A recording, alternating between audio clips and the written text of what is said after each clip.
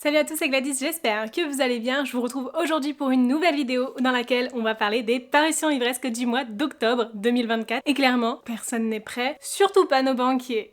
Franchement, ça va être l'hécatombe. Il y a de belles pépites à venir. J'ai essayé de faire la vidéo la plus restreinte possible dans le sens où j'ai pas non plus envie de vous présenter un milliard de livres que je ne lirai probablement jamais et d'essayer de, voilà, vous présenter les livres qui me tentent vraiment le plus pour ce mois d'octobre, mais il y a quand même pas mal de titres à venir. Donc vous l'aurez compris, cette vidéo n'est pas exhaustive, mais elle comprend vraiment les titres qui me tentent le plus et on est clairement sur un mois qui est sur le signe de la fantasy, mais avec une petite touche de romance de Noël quand même. Ça sort tous les ans en octobre et tous les ans je me dis mais pourquoi en octobre? C'est tellement tôt, mine de rien. On commence tout d'abord avec une parution du 2 octobre, il s'agit de La Lame du Roi de Melissa Blair, à paraître aux éditions Casterman. C'est une histoire qui me tente terriblement et c'est sûr et certain je vais lire ce livre en octobre puisque je travaillerai avec les éditions Casterman autour de ce titre. Alors merci, un grand merci à eux pour leur confiance et un merci à vous aussi pour votre présence constante sur mes vidéos. Et merci à vous aussi puisque c'est grâce à vous si j'ai de telles opportunités. La Lame du Roi, c'est l'histoire de Kiera, qui est espionne, assassine des ennemis de la couronne, jusqu'au jour où du coup elle est amenée à devoir assassiner l'ombre qui est du coup une entité à la tête d'un complot envers la couronne justement, mais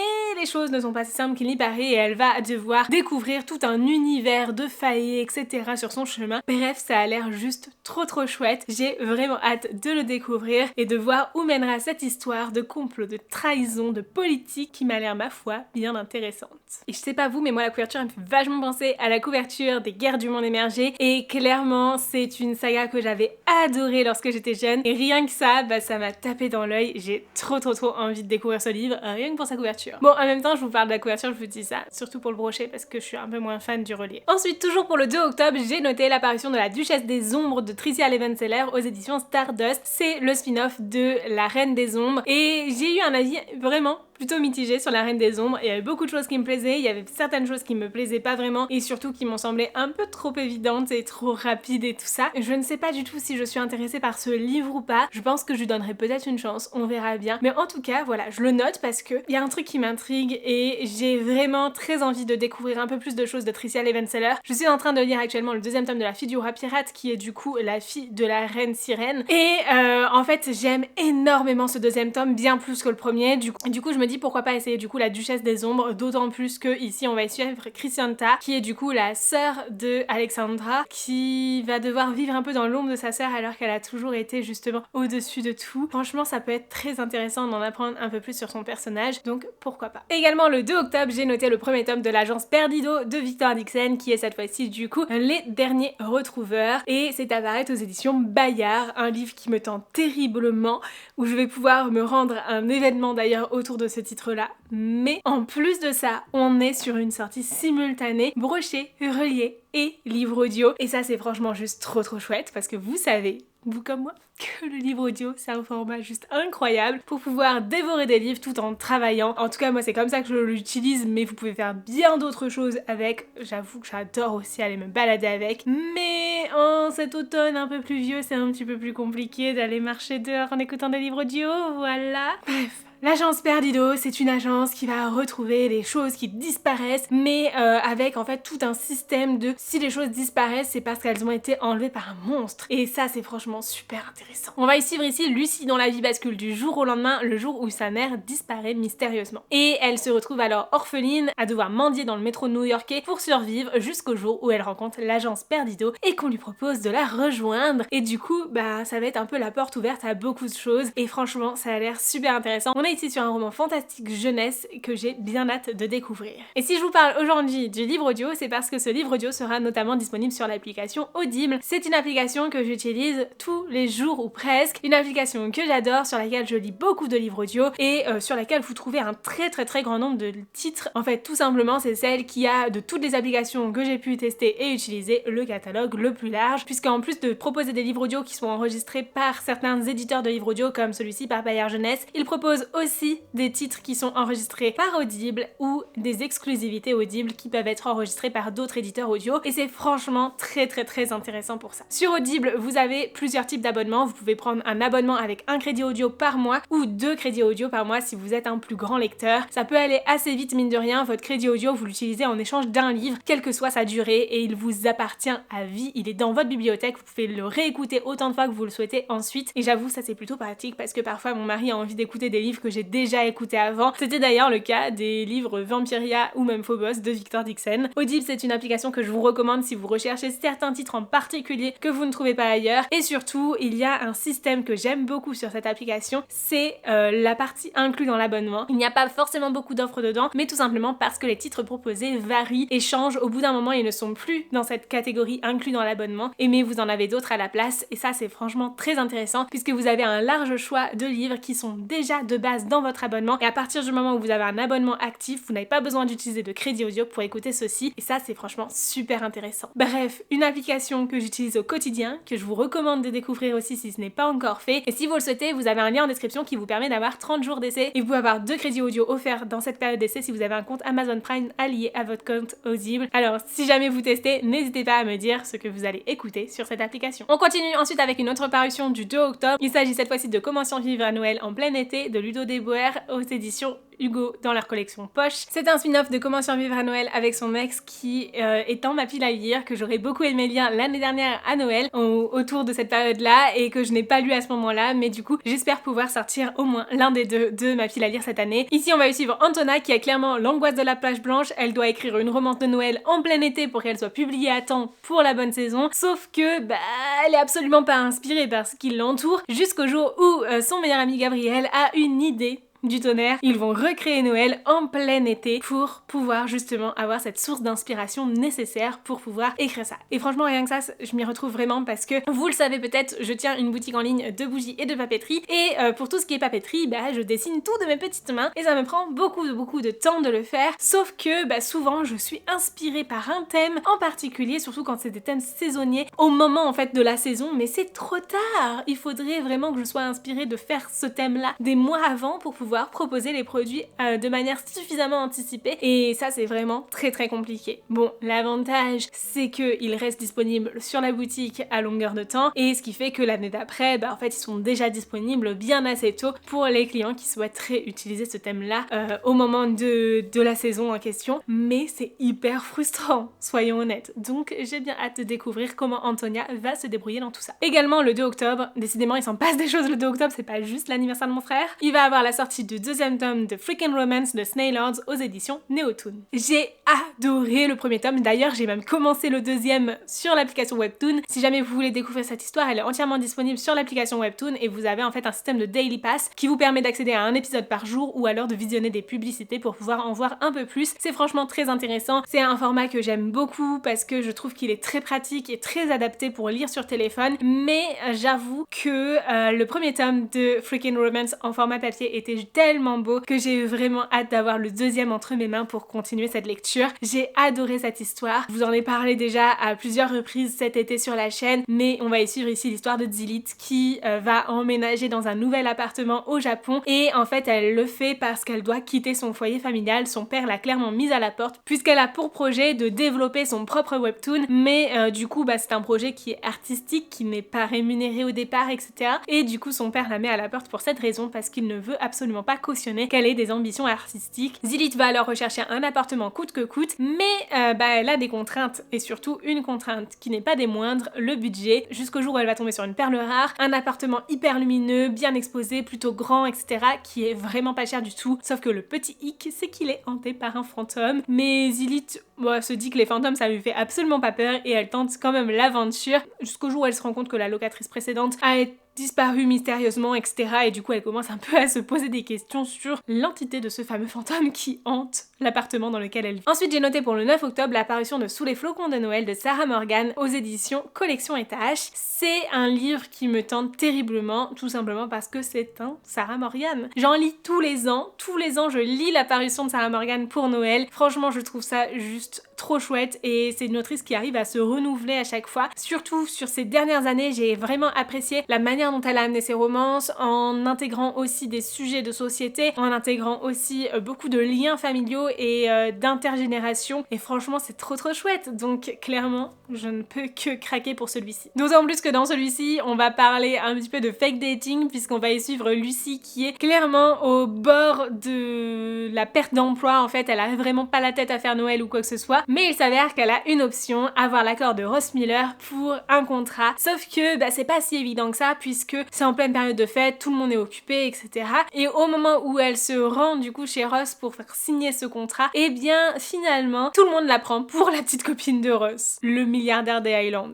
Clairement, c'était pas dans ses plans, vraiment pas, et encore moins de s'incruster à Noël, et franchement ça a l'air tellement drôle, je suis sûre et certaine que je vais passer un trop bon moment avec cette lecture, et j'aime beaucoup les romances de Sarah Morgan, et j'ai l'impression que cette année, eh bien on a un livre qui nous est proposé qui est centré un petit peu plus sur la relation amoureuse, plus que sur la famille, parce que c'est vrai que les 2 dernières années, on a eu des titres qui étaient vraiment très centrés sur la famille dans son ensemble, avec plusieurs points de vue, etc. C'était super intéressant, mais peut-être un peu moins savoureux du côté de la romance, parce qu'on la voyait moins se développer, c'était parfois plus en arrière-plan lorsqu'on était centré sur le point de vue d'un autre personnage par exemple, et donc j'espère pouvoir retrouver un peu la vibe des anciens Sarah Morgan qui étaient vraiment à fond dans la romance. Ensuite j'ai noté pour le 9 octobre l'apparition d'une âme pour une âme, donc le premier tome de La Promesse d'Avalon de Liz Steven aux éditions Flammarion Jeunesse. C'est un livre qui me tente beaucoup, on est clairement sur une réécriture de Excalibur, mais avec ici Gwen qui est une lycéenne qui va toucher la lame d'Excalibur et du coup se voir conférer un pouvoir incommensurable alors qu'elle est lycéenne, et franchement ça me tente trop. Et en plus de ça, elle va devoir se retrouver à s'allier à Tristan, un démon, pour pouvoir protéger cette épée. Franchement,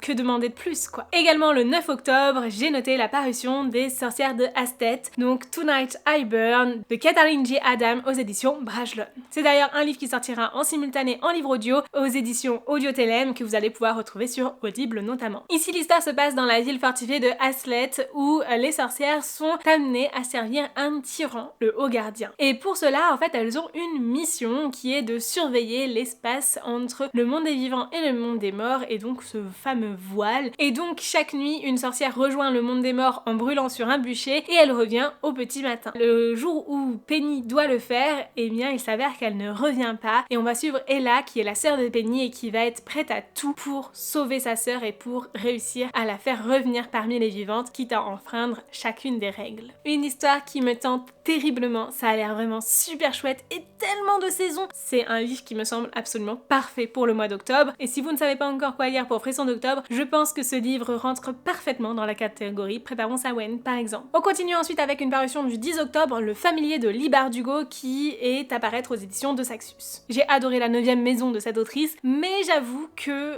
je n'ai pas encore lu d'autres livres d'elle, et là je suis bien tentée par cette histoire, puisque on est sur une histoire qui se passe à Madrid au XVIe siècle. On va suivre Lucia qui est une employée domestique et qui se sert de sa magie pour exercer ses tâches un peu plus facilement, etc. jusqu'au jour où elle attire l'attention du premier secrétaire du roi. Et c'est loin d'être une bonne chose puisqu'elle va alors plonger dans un monde de corruption. Un livre qui me tente beaucoup, j'aime beaucoup les histoires un peu historiques, etc. et en même temps l'histoire de magie, donc je pense que l'ensemble des deux, ça pourrait être très intéressant, en tout cas je me le note bien précieusement. Ensuite j'ai noté L'Oracle de l'Oiseau Noir apparaître le 16 octobre aux éditions Charleston, et c'est de Deborah Harkness. On est sur la suite de la saga All Souls que j'aime tellement. J'ai adoré la trilogie, j'ai vachement aimé le spin-off La Force du Temps, et ici on est aussi sur un spin-off mais qui va retrouver de nouveau Diana et Matthew, donc les protagonistes de la saga principale. Je vous conseille vivement d'avoir lu la trilogie avant de lire celui-ci. Vous n'êtes pas obligé de lire La Force du Temps parce que je pense que, vu que c'est un spin-off aussi et qui traite sur d'autres personnages, mais si vous voulez bien comprendre l'Oracle de l'Oiseau Noir, du coup l'histoire de Diana et Matthew, mais aussi de leurs enfants qui ont maintenant 7 ans et de la confrérie qui les menace, etc.,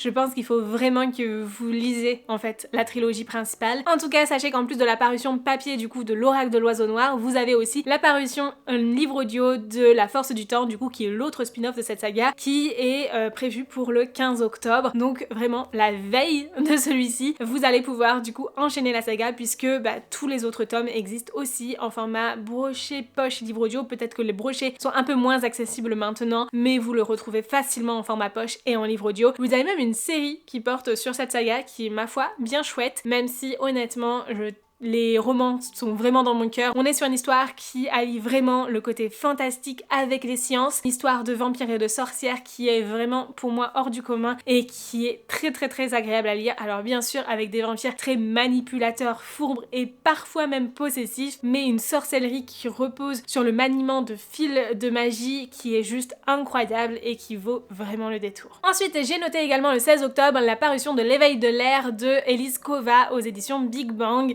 J'ai adoré lire Un pacte avec le roi elfe, une danse avec le prince Faé et un duel avec le seigneur vampire de cette autrice qui était vraiment très chouette, plonger dans l'univers du Mythscape, le découvrir au fur et à mesure de chaque tome, qui sont surtout des romances, ici l'univers de fantasy n'est pas ce qu'il y a de plus développé, mais mine de rien quand on combine tous les tomes les uns à la suite des autres, on a quand même un bon package et du coup j'ai vraiment envie de découvrir une autre saga de cette autrice qui m'a l'air ma foi bien intéressante. Et d'ailleurs L'éveil de l'air est prévu en simultané en livre audio aux éditions Telem. Ici on va suivre Vala qui possède un pouvoir qui est très rare et très puissant puisqu'elle a le pouvoir justement d'unifier les continents. Mais en fait eh bien elle n'en est pas forcément consciente, du coup elle a toujours vécu un peu recluse dans la bibliothèque etc. jusqu'au jour où elle sauve la vie d'une personne. Et pas des moindres, il s'agit du prince Aldric, l'un des plus puissants sorciers de l'Empire. Et donc elle va avoir un choix à faire, continuer sa vie telle qu'elle est ou accepter son pouvoir et apprendre à le maîtriser pour pouvoir sauver de nombreuses personnes. C'est une histoire qui me tente énormément et que j'ai vraiment hâte de pouvoir découvrir en ce mois d'octobre. Ensuite j'ai noté pour le 16 octobre la sortie de Amour, neige et rock'n'roll de Emily Blaine aux éditions Collection Étage. Franchement ça a l'air vraiment très chouette. On est ici sur un recueil collector avec 3 tomes, donc une trilogie que je n'ai jamais lue jusqu'ici et qui est un peu rock'n'roll, c'est un peu sur le thème de Noël etc. Et je pense que ça peut être très sympa parce qu'en général j'aime beaucoup les romans d'Emily Blaine à cette période là, à Noël plus qu'au mois d'octobre, vous l'avez compris. Mais du coup je pense que ça peut être très sympa de se pencher un petit peu sur celui-ci, d'autant plus qu'on est sur une intégrale, du coup ça fait plus d'histoire en un seul livre. Dedans vous allez pouvoir y retrouver les titres suivants: T'embrasser sous la neige, Rendez-vous au chalet des cœurs oubliés, Veux-tu passer tous tes Noëls avec moi. Je ne sais pas si l'un d'entre eux vous dit quelque chose et si vous avez déjà lu ces titres là ou non. Si jamais c'est le cas, n'hésitez pas à me dire en commentaire ce que vous en avez pensé, bien évidemment, je serais toujours ravie d'avoir votre retour sur ceci. Ensuite, j'ai noté pour le 16 octobre un livre apparaître dans la collection Romantaisie des éditions Hugo, et il s'agit de Divine Darkness de Anatrice qui me tente terriblement. Ici, on va suivre Danae qui est une fougueuse princesse qui va se faire enlever par des dieux.